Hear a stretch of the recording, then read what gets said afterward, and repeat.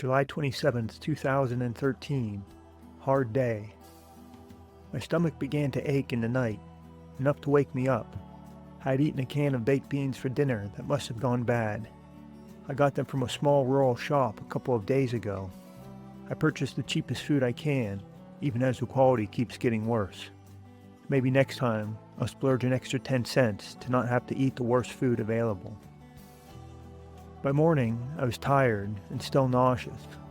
I wanted to rest where I was, but I began to sweat as soon as the sun came up. I packed my things, then went only a mile on a bumpy road before I had to stop to throw up.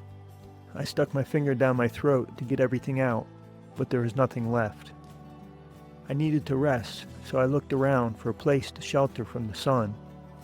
Nothing in sight grew any higher than my knee. I pushed my bike away from the dirt track to a single thin bush. There on the ground was a cow's skull, sitting upright, dried and bleached by the desert sun.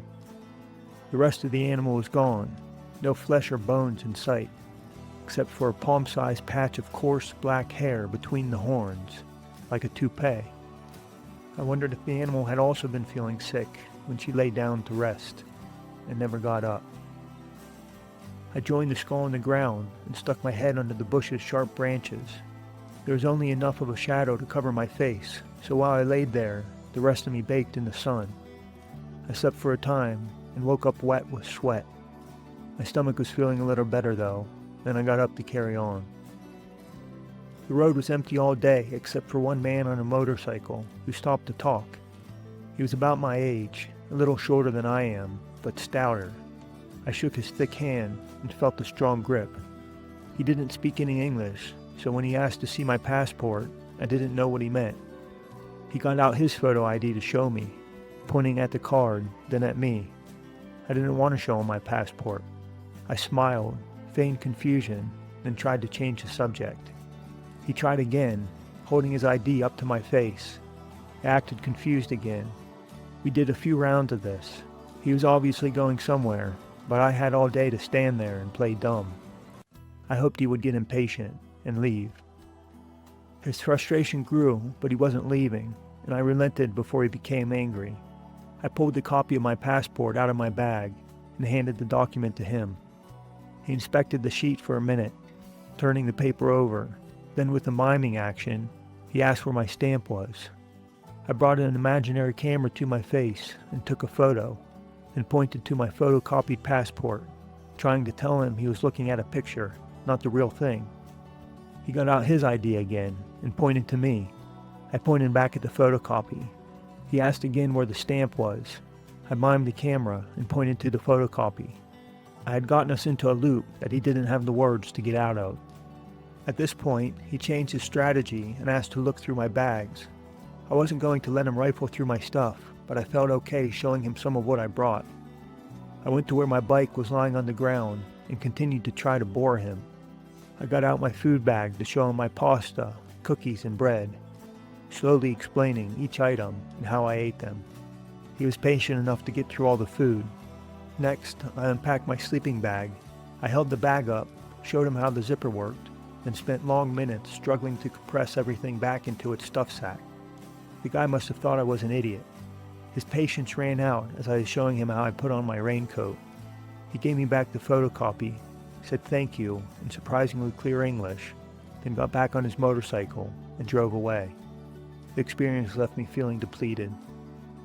The strategy I've adopted on this journey is to play ignorant to bad intentions. I look right through them as if I can't pick up on social cues. This gives me a point of leverage as I understand the situation better than the other person realizes.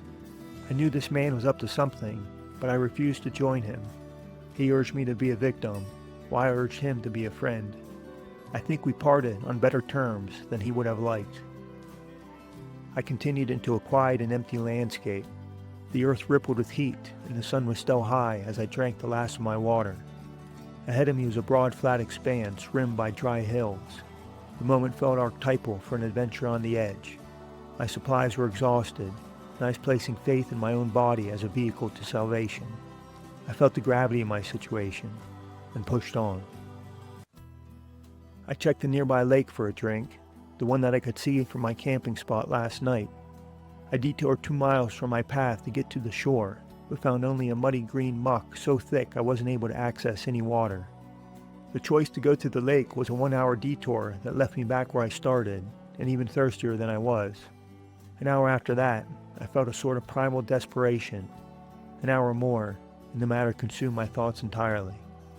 My pace was excruciatingly slow due to my aching knee from yesterday's fall, the sandy road that regularly forced me to push, and my distressed stomach sapping my energy. By the late afternoon, my throat was too dry to swallow, and while the temperature was still 80 degrees, I was getting chills, which I knew was a bad sign.